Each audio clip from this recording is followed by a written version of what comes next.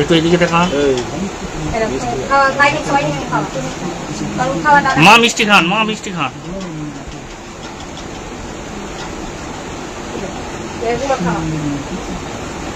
একটু মিষ্টি ধরে রাখুন, এইদিকে চাউন একটু দেখি বাবু একটু। হ্যাঁ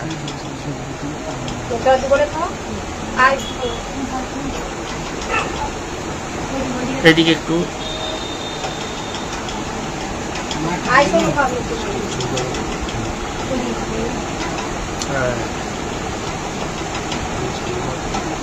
মা একটু সামনে আসো, মাকে একটু সামনে দিন। হ্যাঁ এবার মিষ্টিটা ধরে রাখবেন, স্টিল ভালো করে ছবি হবে। হ্যাঁ এইটা ধরে রাখুন। হ্যাঁ ঠিক আছে।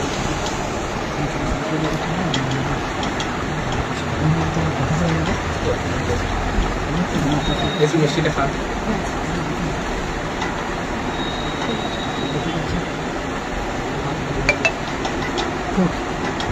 ওই দিয়ে দেখান, ওই ছেলে সোজা হাতটা সোজা হবে।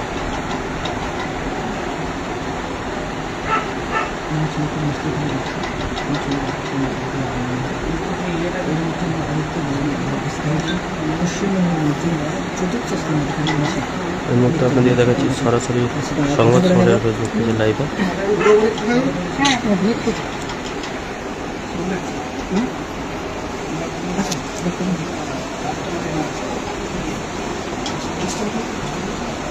লোগোটা একদম ধরে নাও।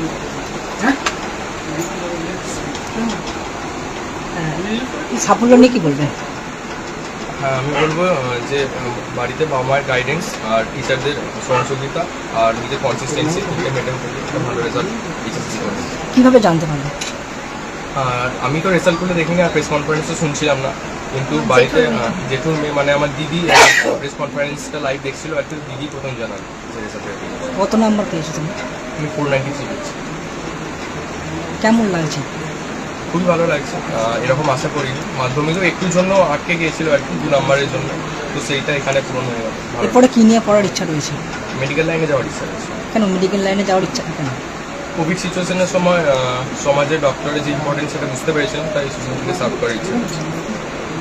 বাড়িতে কতক্ষণ পড়াশোনা করা হয়? নির্দিষ্ট কোনো টাইম বাউন্ডেশন নেই, তবে বেশিরভাগ টাইমটাই পড়াশোনার মধ্যে ইনভলভ করে। স্কুলের যারা বন্ধুরা রয়েছে এই সাফল্য কীভাবে পেয়েছে তাদের কি জানাবে?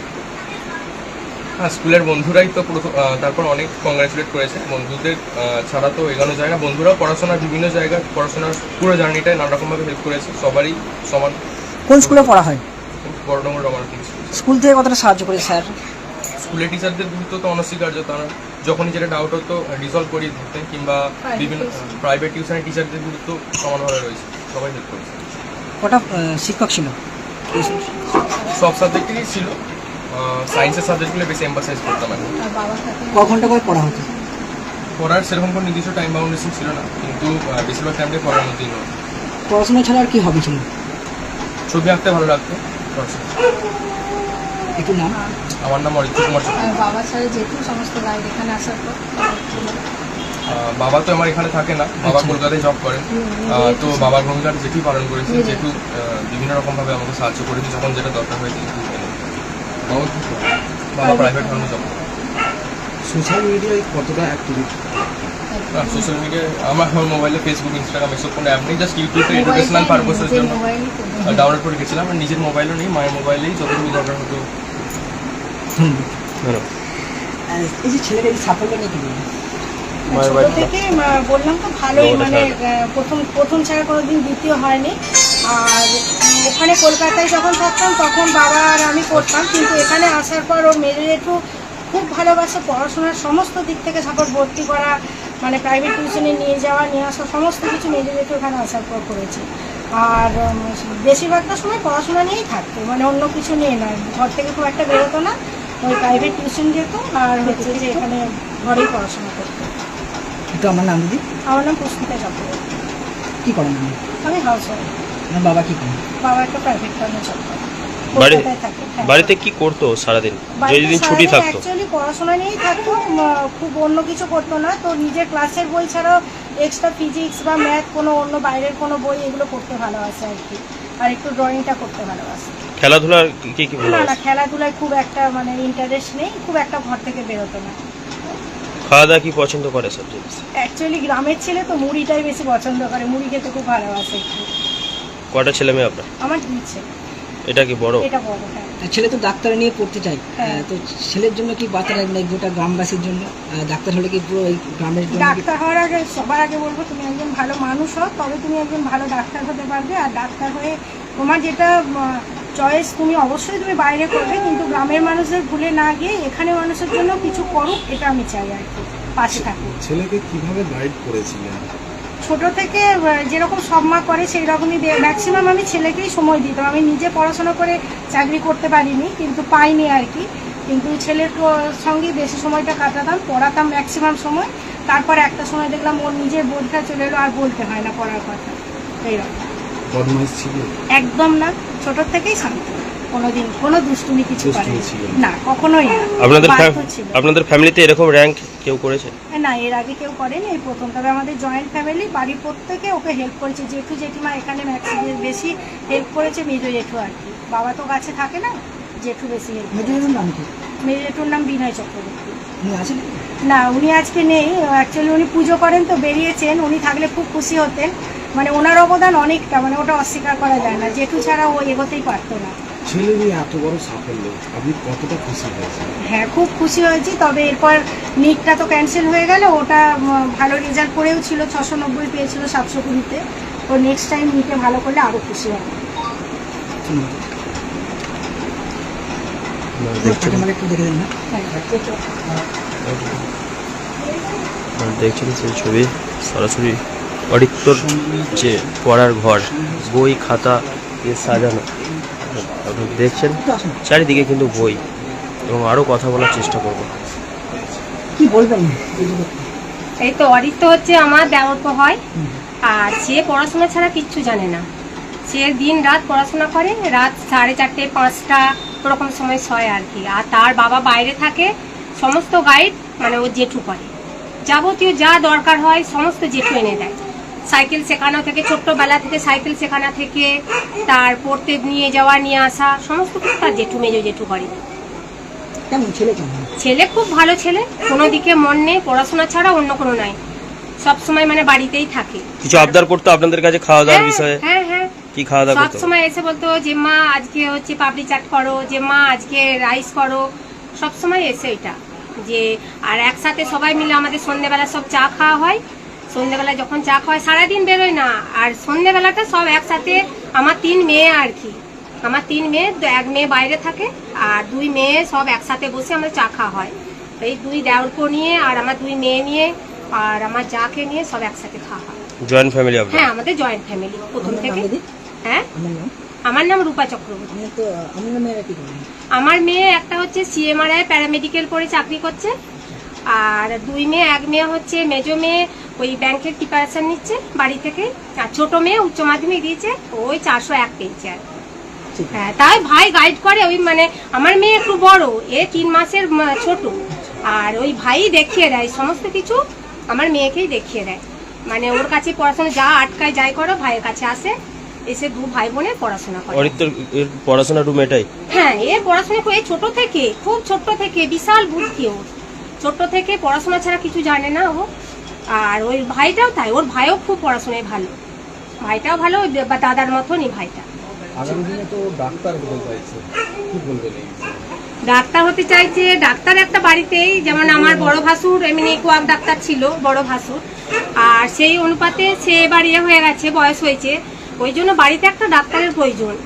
সেই জন্যে আরও বাড়িতেও সবাই বলছে না, একজন ডাক্তার হওয়া ভালো বাড়ি থেকে, ওই জন্যই তাকে মানে করা হয়েছে। সবাই সাপোর্টে আছে, স্কুল টিচার থেকে, মানে বাড়ির লোক থেকে, ওই জেঠু জেঠিমা সবাই একবার।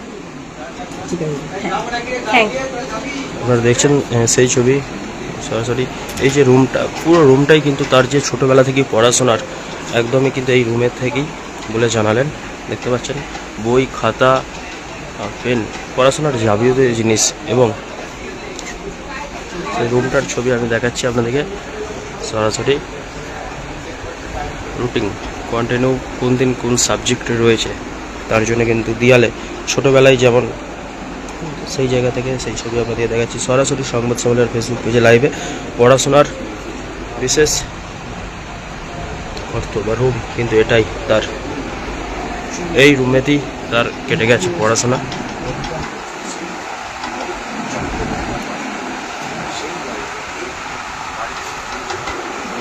ছবি আপনাদেরকে দেখাচ্ছি সরাসরি সংবাদ সম্মেলন এবং এখানে দাঁড়িয়ে রয়েছেন তিনি কি ঠাকুমা? আচ্ছা বসুন বসুন বলছি এখন ঠাকুমার সঙ্গে বসে সেই অরিত্র চক্রবর্তী স্টিল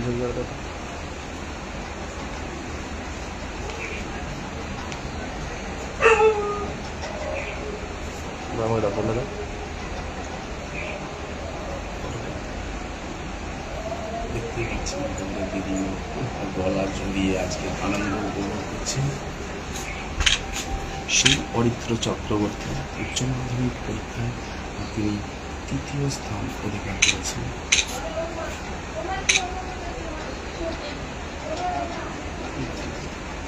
আরে তুমি এদিকে পাঠিয়েছো না, শোনো একটা বক্তব্য আগে নিয়ে নে।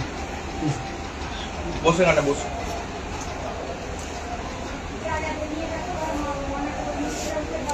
বলবেন নাতনি এত সুন্দর পড়াশোনা করেছে, এত ভালো ফলাফল করেছে, কেমন লাগছে?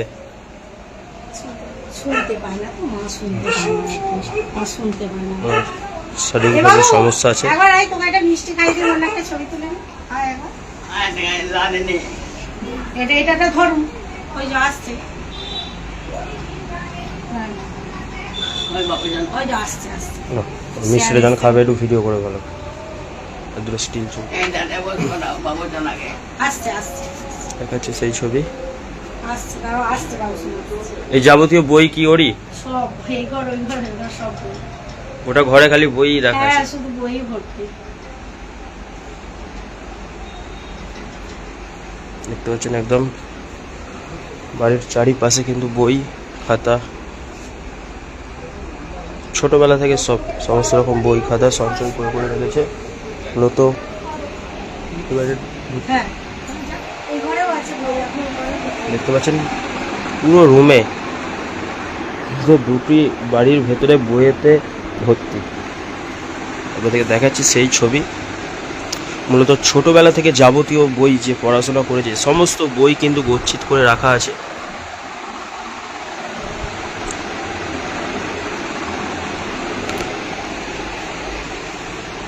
এটা পরিবারের লোক জানাচ্ছে যে এই দুটো রুম জুড়ে কিন্তু তার পড়াশোনা এবং বই খাতায়